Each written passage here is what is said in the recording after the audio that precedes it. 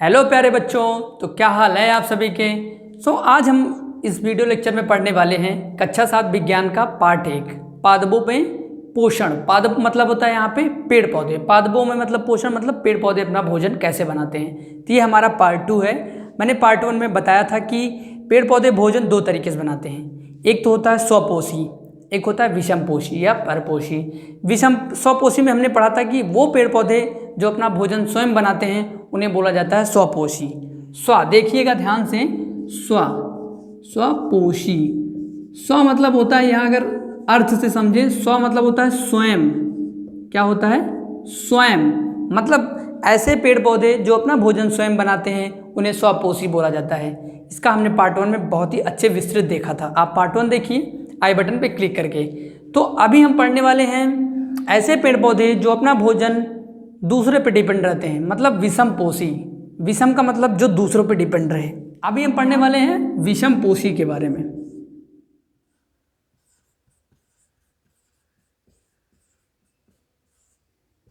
अब विषमपोषी का हम आज से समझेंगे। विषमपोषी मतलब ऐसे पेड़ पौधे जो दूसरों पे निर्भर रहे। इसका सबसे अच्छा आपके पास उदाहरण है अमरबेल का पेड़। अमरबेल एक बहुत ही अच्छा उदाहरण है। अमरबेल देखना हो तो पहले में इसमें क्वालिटी क्या होती है, ये पीले कलर का होता है, पीले कलर का। और गिलोय का देखा होगा, मतलब ऐसा पीले कलर का पेड़ होता है। और ये जैसे ये समझ लीजिए, जैसे ये पेड़ पौधे की डाल है तो इसमें ये ऐसे ऐसे लपेटा रहेगा पूरे में, ऐसे जिसे देसी भाषा में बोलते हैं लपेटनी की तरह। मतलब ऐसे पूरे पेड़ की डाल पे से लपेटा रहेगा, पीले पीले कलर का होता है। और ये जो अपना भोजन है किस पे डिपेंड करता है, ये जो पेड़ होते हैं इनकी तने से और इनकी पत्तियों पे निर्भर करता है। मतलब इससे अपना भोजन ये लेता है। तो ये किसका पेड़ है? अमरबेल का। ये निर्भर किस पे है? पेड़ पौधे पे, उनकी तनों पे, उनकी पत्तियों पे। तो ये किस में आता है? विषमपोषी में। मीन्स अब ऐसे पेड़ पौधे जो अपने भोजन के लिए किसी दूसरे पर निर्भर रहें उन्हें क्या बोला जाएगा? विषमपोषी। तो ये इसका सबसे अच्छा उदाहरण क्या हुआ? अमरबेल। इसी से संबंधित हमारा एक और है, मतलब वो अपना भोजन तो पेड़ पौधों से नहीं बनाता, बट वो हमारा पेड़ है घटपर्णी और विनस फ्लाई ट्रैप डोसेरा। अब घटपर्णी क्या है? एक बहुत ही अच्छा प्लांट होता है, बहुत ही प्यारा सा सुंदर सा प्लांट। वो ऐसे घटपर्णी, ध्यान से सुनिएगा, नाम क्या है? घटपर्णी। घटपर्णी। अब देखिए इसमें क्या है? घट मतलब घड़े की तरह। उसका जो आकार होता है प्यारे बच्चों, घड़े की तरह, मतलब गोला सा होता है। कैसे समझोगे? ये देखो, इसका आकार कुछ ऐसे ही होता है, ऐसे मतलब ये इसका जो ये ऊपर वाला आकार है, गोले मतलब घड़े की तरह होता है, गोला गोला, और कुछ ऐसे ही शेप होता है। ये पेड़ होता है, ये पहाड़ों पे पाया जाता है। ध्यान रखिएगा कहाँ पे मिलता है ये हमें अपने पहाड़ों पे अगर इसे देखना है तभी वहीं पे आप ढूंढोगे। उसकी पत्तियां जो होती हैं उनके तनों में ऐसे कुछ ऐसे आकार के दिखेंगे। और इसका नाम क्या है? घटपर्णी।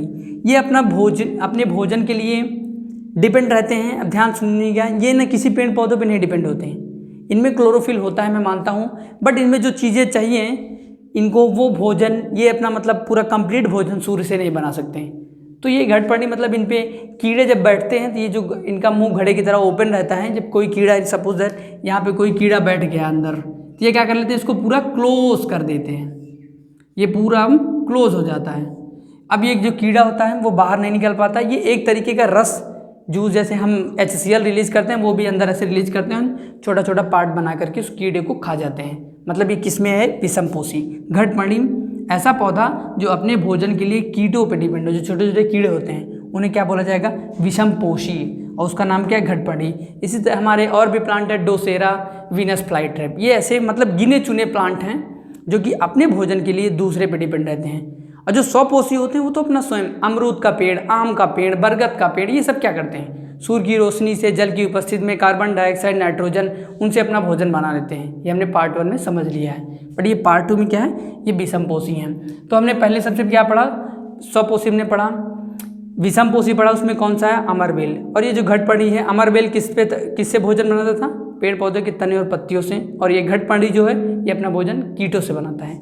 अब हमारा नेक्स्ट है कि कुछ ऐसे भी हम पढ़ेंगे अब नेक्स्ट जो इसी से संबंधित है, मृतजीवी। मतलब हमारे ऐसे भी प्लांट हैं जैसे इनका नाम ही से समझिए, नाम क्या है? मृतजीवी। मृतजीवी का मतलब यहाँ ये नहीं है कि ये ये प्लांट जो है हमारे भोजन के लिए मृत नहीं होते।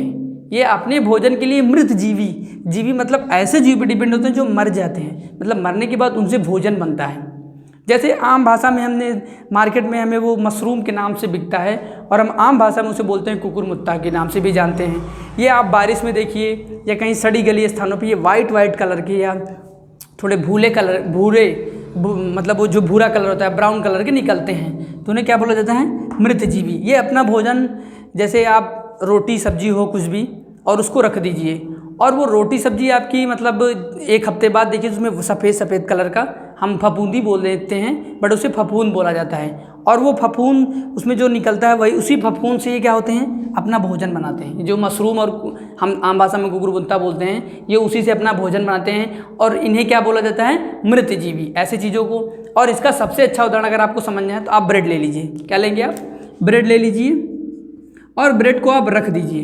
ब्रेड को रखने के बाद एक आध हफ्ते बाद आप देखेंगे कि जो ब्रेड होता है उस पर वाइट कलर का या कुछ भूरे कलर का आपको उस ब्रेड के ऊपर दिखाई देगा और ब्रेड थोड़ा स्मेल करता हुआ भी इसे भूरे कलर का हमें दिखाई देगा, तो उसे फफूंद बोला जाता है, फंगस बोला जाता है। और वो उसमें जो फंगस होते हैं वो एक तरीके का जूस रिलीज करते हैं और चीज़ें जो होती हैं वो डिकम्पोज जाती हैं, बहुत ही मुलायम हो जाती है, उससे वो अपना भोजन ग्रहण करते हैं। ठीक उसी तरीके से हमारा जो वो किस कैटेगरी में आते हैं? मृत जीवी में। तो हमारा जो मशरूम होता है ये भी अपना मृत चीज़ों से अपना क्या बनाता है? फूड बनाता है। इसमें हमें क्या मिलता है? प्रोटीन मिलता है और ये मार्केट में बहुत ही हाई कॉस्ट मतलब महंगे दामों में बिकता है और लोग इसे खरीदते हैं और चाव से खाते भी हैं और इससे हमें प्रोटीन भी मिलता है। तो ये हमारा क्या था?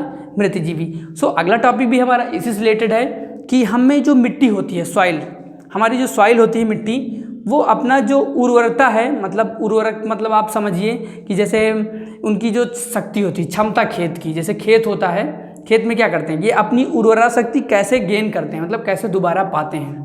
तो उर्वरा शक्ति के लिए हमने देखा होगा किसान क्या करते हैं, जैसे वो गेहूं बोए, गेहूं काटने के बाद वो खेत में दूसरी फसल लगाने से पहले उसमें खाद डालते हैं। खाद हमारी कार्बनिक खाद होती है, जैसे गाय का गोबर हुआ, गाय भैंस का गोबर, सड़ी हुई चीज़ें नहीं तो मार्केट में यूरिया पोटास मिलता है, उसको लेते हैं खेत की उर्वरता को बढ़ाने के लिए। तो अगला टॉपिक है कि जो मिट्टी की उर्वरा शक्ति होती है उसको बढ़ाने के लिए क्या किया जाता है, मतलब क्या ऐसा करते हैं कि मिट्टी की उर्वरा शक्ति बढ़ती है। तो मिट्टी की उर्वरा शक्ति बढ़ाने के लिए हम सड़ी गली चीज़ों को डालते हैं, हम देसी खाद को डालते हैं और मार्केट में जो यूरिया पोटास होती है उसको किसान अपने खेतों में डालते हैं, जिससे कि मिट्टी की उर्वरा शक्ति बढ़ती है। तो ये हमारा आखिरी पॉइंट था, मीन्स लास्ट पॉइंट था हमारा।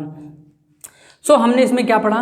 विषमपोषी के बारे में पढ़ा, विषमपोषी प्लांट के बारे में पढ़ा, मृत जीवी के बारे में पढ़ा और हमने पढ़ा कि जो हमारी खेत की उर्वरा शक्ति किसान दोबारा कैसे पाते हैं। तो प्यारे बच्चों, आई होप, मुझे आशा है कि आपको समझ में आ गया होगा और ये वीडियो लेक्चर बहुत अच्छा लगा होगा।